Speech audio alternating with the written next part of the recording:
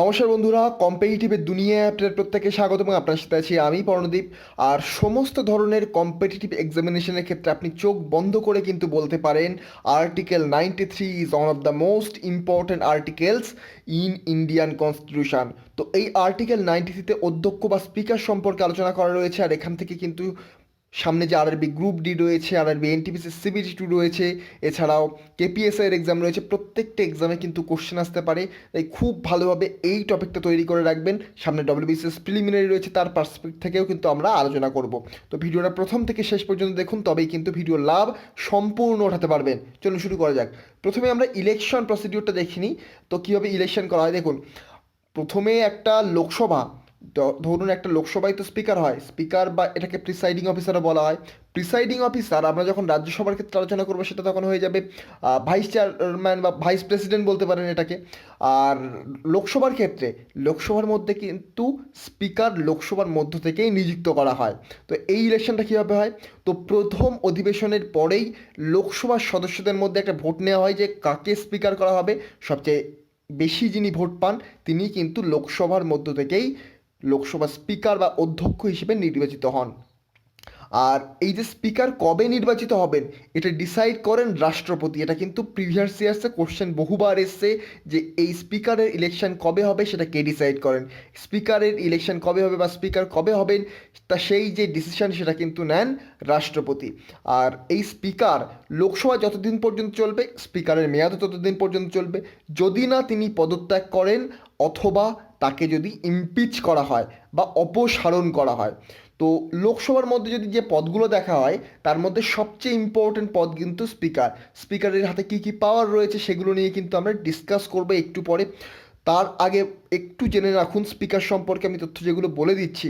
দেখুন, স্পিকার কিন্তু দুটি পদে কাজ করে। আপনারা যদি ডব্লিউবিসিএস ম্যানুয়াল দেখেন এটা খুব সুন্দরভাবে ডিসকাস করা রয়েছে। স্পিকার দুটি ভাগে বিভক্ত বা দুটো কাজে বিভক্ত। একটা হচ্ছে presiding officer, as a presiding officer, আর একটা হচ্ছে অ্যাজ এ সেক্রেটারিয়েট হেড। অর্থাৎ কি, লোকসভার অধিবেশনের সভাপতিত্ব, লোকসভার বিভিন্ন অধিবেশন রয়েছে আপনারা জানেন, আলাদা আলাদা সেশন রয়েছে। তো এই সেশনগুলোতে এই স্পিকারই কিন্তু হেড, আর এই স্পিকারই পরিচালনা করেন।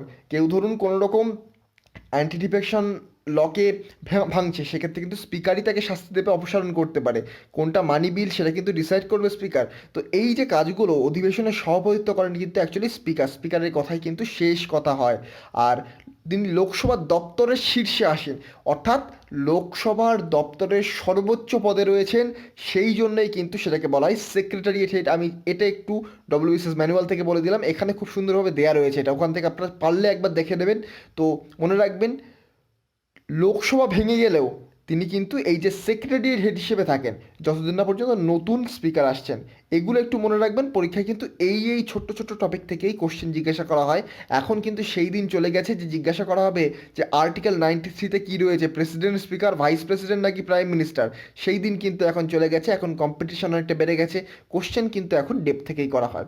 তো ইলেকশন তো জেনে নিলে, এখানে টার্ম, টার্ম কি, টার্ম একটু আগেই বললাম। ন্যাচারালি টার্ম কিন্তু 5 বছর পরে যদি আবার ইলেক্ট হন তিনি, আবার তিনি হতে পারেন, আবার কিন্তু তিনি স্পিকার হতে পারেন। অর্থাৎ একটা লোকসভার টেনিওর কত, 5 বছর, তাহলে স্পিকারের টেনিওরও কিন্তু 5 বছর। নেক্সট রিমুভাল প্রসেস কীরকম, এবং রিমুভাল বলতে লোকসভায় প্রথমে প্রস্তাব আনতে হয়, একটা প্রস্তাব আনতে হয়। এই প্রস্তাবের মাধ্যমেই কিন্তু স্পিকারের অপসারণ ঘটানো হয়।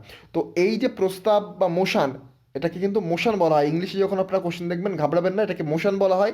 এই মোশন আনার কিন্তু 14 দিন আগে বিজ্ঞপ্তি জারি করতে হবে।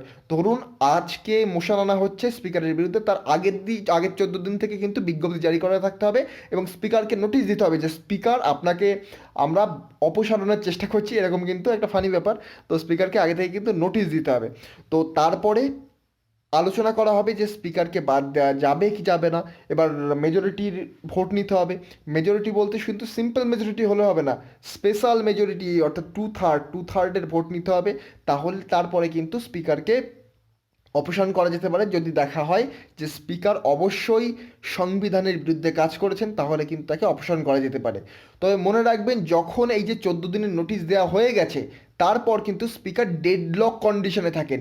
ডেডলক কন্ডিশন কি, স্পিকার কোনো ক্ষেত্রে কিন্তু ভোট দিতে পারবেন না বা কাস্টিং ভোট দিতে পারবেন না।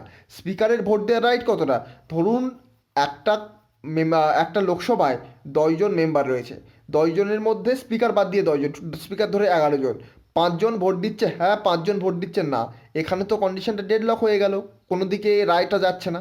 তখন স্পিকার ডিসাইড করেন যে আমি হ্যাঁ দিকে ভোট দেবো বা না এর দিকে ভোট দেবো। তো যেদিকেই ভোট দেন না কেন সেই দিকটা বা সেই পক্ষ জয়ী হয়ে যাচ্ছে। তো দেখুন এইভাবে কিন্তু স্পিকার কাস্টিং ভোট ডিসাইড করে, স্পিকারের কাস্টিং ভোট ডিসাইড করে যে কোন দিকে পাল্লা ভারী। তো এই কন্ডিশন কিন্তু এরপরে ওই 14 দিনের টেনিওরে কিন্তু স্পিকার আর চালু করতে পারবেন না বা স্পিকার ইউজ করতে পারবেন না, এই জন্য বলা হয় ডেডলক কন্ডিশন। আর তার যে বেতন, স্যালারি এবং অ্যালাউন্স দেখতে পাচ্ছেন, স্পিকারের যে বেতন এটা কিন্তু দেওয়া হয় কনসলিডেটেড ফান্ড অফ ইন্ডিয়া। দেখুন দুটো টাইপের ফান্ড রয়েছে, কনসলিডেটেড ফান্ড অফ ইন্ডিয়া, আরেকটা হচ্ছে কন্টিনজেন্সি ফান্ড অফ ইন্ডিয়া। আরও ফান্ড রয়েছে কিন্তু সেগুলো অতটা ইম্পর্টেন্ট নয়, পরীক্ষায় সাধারণত এই দুটো থেকেই জিজ্ঞাসা করা হয়। কনসলিডেটেড ফান্ড অফ ইন্ডিয়া এটা কিন্তু সাধারণত সমস্ত অ্যাকাউন্ট, জনগণের অ্যাকাউন্ট বলতে পারেন। আর কন্টিনজেন্সি ফান্ড অফ ইন্ডিয়া এটা কিন্তু এমার্জেন্সির সময় সাধারণত ইউজ করা হয়ে থাকে। তো এই যে কন্টিনজেন্সি এবং কনসলিডেটেড ফান্ড অফ ইন্ডিয়া, এই লেশপিকান থেকে পারলে ভালোভাবে পড়ে নেবেন, অথবা আমি পরবর্তীকালে পরে ডিটেলসে ভিডিও বানিয়ে দেবো। আপাতত সমস্ত পরীক্ষার জন্য কম্বাইন্ড একটা ভিডিও বানাচ্ছি।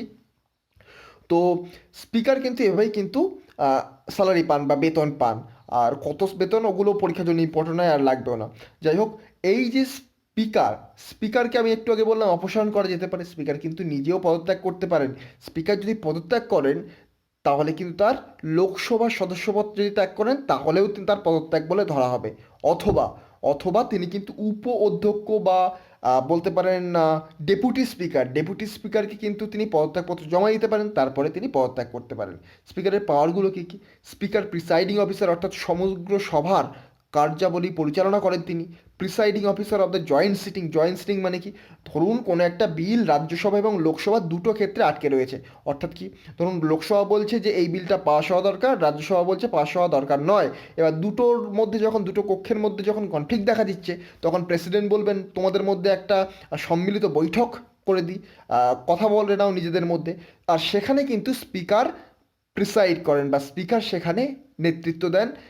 এবারে দেখুন, এই যে জয়েন্ট সিটিংগুলো হয় প্রত্যেক ক্ষেত্রেই কিন্তু লোকসভার পাল্লা ভারী হয়। লোকসভায় 550 জন অ্যারাউন্ড, এখন তো কম রয়েছে কয়েকজন, কিন্তু লোকসভায় 550 জন, আর রাজ্যসভায় 250 জন। এবার হিসেব করে দেখুন কতটা ডিফারেন্স আসছে। তো এইভাবে কিন্তু লোকসভা জিতে যায়। তো এই হচ্ছে one of the major difference Lok Sabha এবং রাজ্যসভার মধ্যে। সবসময় কিন্তু লোকসভার পাল্লা ভারী থাকে। তো এটা একটু মাথায় রাখবেন পরীক্ষার জন্য, এটাও কিন্তু ইম্পর্টেন্ট, পরীক্ষায় কোশ্চেন কিন্তু ঘুরিয়ে জিজ্ঞাসা করা হতে পারে। তো এরপরে আসছে অ্যাডজার্নমেন্ট অফ দ্য হাউসে অ্যাডজার্নমেন্ট, এটাও কিন্তু ঘোষণা করেন speaker. Determination of the business of the house, এগুলো তো কমিটির বেসিসে আপনারা জেনে রাখবেন। তো আমি আরও কিছু বলে দিচ্ছি, যেমন দেখুন সার্টিফিকেশন অফ দ্য মানি বিল, অর্থাৎ কোন বিল মানি বিল আর কোন বিল মানি বিল না, সেটা কিন্তু একমাত্র ডিসাইড করেন এই স্পিকারই। অর্থাৎ স্পিকার যদি বলে দেন এই বিলটা মানি বিল নয়, তাহলে কিন্তু এই বিলটা মানি বিল নয় হিসেবেই ধরা হবে, স্পিকারের কথাই শেষ কথা। Maintenance of discipline in the house, এই যে স্পিকারই কিন্তু হাউসের ডিসিপ্লিন মেনটেন করে, এগুলো নর্মাল জিনিস। তবে কয়েকটি জিনিস মনে রাখবেন, এই যে স্পিকার কিছু কিছু কমিটিতে একেবারে বরাবরই হেড, তিনি স্পিকার হওয়ার সুবাদে এই কমিটিগুলোতে হেড। কী কী committee? Business advisory committee, rules committee, general purpose committee, এগুলো কিন্তু ইম্পর্টেন্ট। আর সামনে যত পরীক্ষা আসছে, পিএসি পাবলিক অ্যাকাউন্টস কমিটি সম্পর্কে আপনারা ডিটেলসে পড়বেন। কতজন মেম্বার, পাবলিক অ্যাকাউন্টস কমিটির টেনিওর কত, আপনারা জাস্ট সার্চ করবেন পাবলিক অ্যাকাউন্টস কমিটি বা এগিয়ে চলো, আমার ভিডিও কিন্তু চলে আসবে লেশফিকান থেকে, আমি কিন্তু এটা করিয়েছিলাম। আর এই পাবলিক অ্যাকাউন্টস কমিটি আমি বারবার বলে দিয়েছিলাম পরীক্ষায় আসবে, ডব্লিউবিসিএস প্রিলিমিনারিতে এসেছে, ডব্লিউবিসিএস সম্ভবত মেন্সেও এসেছে, তাছাড়া ইউপিএসসি সিএপিএফ এসিতে এসেছে, অন্যান্য অনেক ইউপিএসসির যে এক্সামগুলো হয়েছে লাস্ট ইয়ার, দেখবেন পাবলিক অ্যাকাউন্টস কমিটি থেকে প্রচুর কোশ্চেন এসেছে। আর আমি কিন্তু বারবার বলে দিয়েছিলাম পাবলিক অ্যাকাউন্টস কমিটি পড়তে, এখান থেকে কোশ্চেন আসবে। তার কারণ কিন্তু পাবলিক অ্যাকাউন্টস কমিটি নিয়ে আমাদের রাজ্যে প্রচুর কনফ্লিক্ট চলছিল, সেন্টার এবং স্টেটের মধ্যে একটা কনফ্লিক্ট চলছিল। আর সেন্টার স্টেট রিলেশনটা ভালোভাবে পড়বেন, পরীক্ষার জন্য আগামী যত পরীক্ষা আসছে খুব ইম্পর্টেন্ট। সেন্টার স্টেট রিলেশন নিয়ে একটু ইস্যু দেখা যাচ্ছিলো, সেহেতু কিন্তু ইম্পর্টেন্ট। তো এই একটা ছোট্ট ভিডিও যার মাধ্যমে ছোট করে স্পিকার সম্পর্কে আলোচনা করার চেষ্টা করলাম। এবং স্পিকার সম্পর্কে আমরা যদি লক্ষ্মীকান্তের বেসিসে চলতে যাই, তাহলে কিন্তু আমাদের এই 8 থেকে 9 মিনিটের ভিডিও কমপ্লিট হবে না। মোটামুটি 30 মিনিট আমাদের শুধু স্পিকারে দিতে হবে, আর আমরা সেটা দেবো যখন আমি একটু ফ্রি হব। আপাতত একটু টাইম কনস্ট্যান্ট রয়েছে, তো সেহেতু আমি কিন্তু ছোটো ছোটো ভিডিও বানাচ্ছি।